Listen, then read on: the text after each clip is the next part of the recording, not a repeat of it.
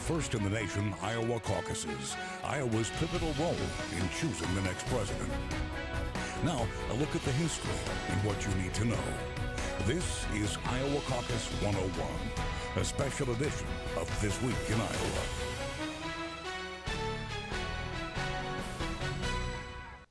Thanks for joining us as we go in depth into the Iowa caucuses. I'm Sabrina Ahmed. February 1st is when Iowa Republicans and Democrats will cast their first in the nation votes. And we want to make sure voters are informed about the process. So we'll go into the history about how it works. But first, let's start with the very basics, like who's running.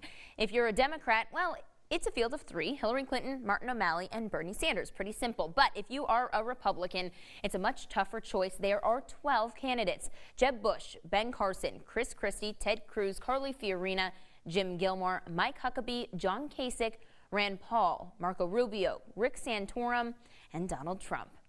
A mouthful there, and that's even after some people have already dropped out. So how did Iowa get the extreme honor of being the first in the nation to vote? Well, it's a funny story, because it actually happened by accident. What happened in 1972 that really shifted things and why we mark our modern caucus system as starting in 1972 was that after the 1968 Democratic Convention in Chicago, the Democratic Party got together and proposed a series of reforms to the process for selecting party nominees.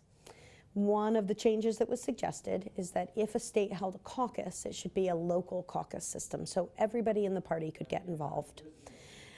And that year, the Iowa Democratic Party reformulated their rules for the caucus to create these localized caucuses. Now, this is kind of a quirk of history. What happened is as they built this new system of local caucuses, you'd have the precinct caucus, you'd have the county caucus, you'd have the district caucus and the state caucus, and then you would elect people to the national convention, right? They built in extra time to print delegate lists, to distribute proposed platform planks, things like that. And so they started working backwards from the national convention. And they said, okay, you know, here's when the state convention needs to be, here's when the district conventions need to be, here's when the county conventions need to be. And our precinct caucus date then was very, very early. And that was just a logistical question. And so in 1972, when these new rules went into effect all across the country, Iowa happened to be first. And we've been first ever since. And the reason we were first in 1972 was simple logistical calculations to make this new four-step process work. You know, when we think about political systems, we try to assume that there's some sort of rationality behind them in this case, but it's just how history happened to evolve. It's a huge advantage to have the first in the nation caucus. There's no question about that. It brings a lot of economic activity into the state. It really energizes citizens. It maintains very strong political parties, which in turn kind of, they maintain a very vibrant system of local activists, which is not present in most states. So we're incredibly lucky, and a lot of other states look at this and they say, hey, we would like that. There's a lot of envy for what happens in Iowa, and understandably, states have tried to jump in front of Iowa. In both the Democratic and the Republican parties, the rules explicitly allow Iowa and New Hampshire to go first in the process. And in the past couple cycles, they've added South Carolina and Nevada as the third and fourth states. Iowa caucus results have not traditionally been a very good predictor of who will ultimately win the nomination. Having said that, Iowa and New Hampshire combined do a pretty good job of predicting who the nominee will be. So let's take a look at those past results. On the Democratic side, Iowans have been pretty good at picking the party's eventual nominee: Barack Obama, 2008, John Kerry, 2004, and Al Gore in 2000. On the Republican side, in recent history, the picks haven't been quite as successful. Rick Santorum was the winner last go-around. Nominee Mitt Romney did get second place. Mike Huckabee in 2008 won. John McCain, the eventual nominee, got fourth place. George W. Bush was the winner, though, in 2000 before becoming the party's nominee. Now, one of the complaints of the Iowa caucuses is people just don't show up for them. So how representative and accurate can they really be? Let's take a look at turnout from the last time the nomination was contested for both parties. That was 2008, when about 21% of the total number of registered Republicans in Iowa caucused. The Dems' rate was much higher that year, but that was kind of an anomaly. Almost 40% of registered Democrats showed up.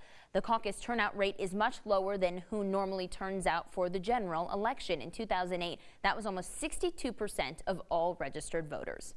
Now, one reason people don't show up, it's not really as convenient as just dropping by a ballot box. You have to dedicate an entire night to it, and a lot of people don't really understand how it works. So for help with that, we enlisted the chairs of both the Iowa Democratic and Republican parties and some Army men figurines.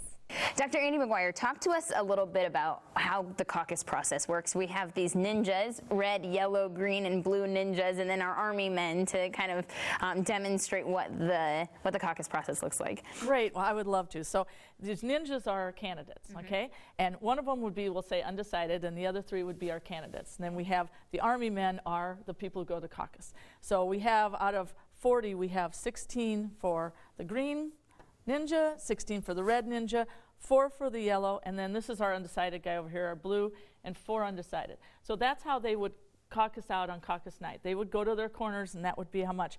Now, viability, which everyone talks about, is a big deal in Iowa, and that's typically for most caucuses, that's 15%. So our ninja here would not be viable because he only has 4, which would be 10% of the total population at that caucus. So those people would be asked if they want to reassign or rearrange.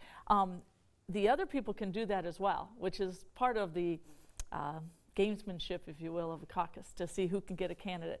Sometimes you'll even have one candidate give people because someone else might get a candidate rather than a person they're really competing with. So it's a lot of talking, it's a lot of discussing issues and trying to figure out which candidate they think is best, and then these 4 people would maybe go to one of the other locations. Do you want me to put them over? So let's say these 2 go to this green ninja, and then those 2 go to the red ninja. Yellow ninja is out. Yep. So now you have your final count because they would all be viable. What about the undecided? Sorry, the undecided. You can stay undecided, or you can go. Now he's not viable, so undecided would not be viable in that. So he would need to reassign to others too. So we'll get rid of him out, too. and so we put 2 over the red ninja. And oops, that's all right. 2 to the green. Yeah. So now there are 20 and 20. 20 for the green, 20 for the red. So what happens So next? if you had, let's say you had 6 delegates for this caucus, which is determined on things that came before. It's not determined on how many people came that night. It's on statistics before. Then this person would get 3 of the delegates, and this person would get 3 of the delegates. Okay, what's the likelihood of that actually happening? Not bad. I've had ties and things, and it's been just like this in my caucus before. We even have, if there's 7 delegates and you have a tie like that, you would flip for who gets the extra delegate. It can all come down to a coin toss. On the Republican side, it is a little bit more simple. There's no viability threshold. So Iowa's Republican Party chair shows us exactly how it works for them. Chairman Jeff Kaufman, how are you? I'm just fine. Glad to be here. We're glad you're here. Talk to me about using our lovely ninjas and Army men, what the Republican caucus looks like come caucus night. Sure. It's been years since I've played with Army men. It's kind of fun for me. But so the ninjas around the outside are the 12 on what I'll call our varsity squad, our great candidates. And each of those candidates on caucus night will probably have someone to come in and speak for them. Generally, they set that up. If they don't, they'll draw somebody from the crowd. So each, and this represents all of the caucus goers. And so let's just say this is Marco Rubio's surrogate.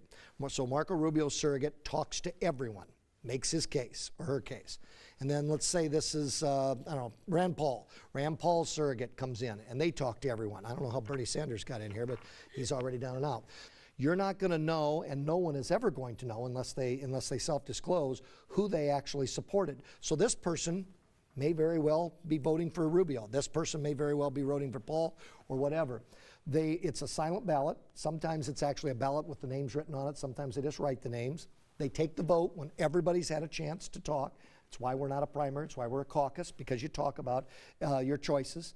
And then at the very end of the evening, they'll come up with a percent.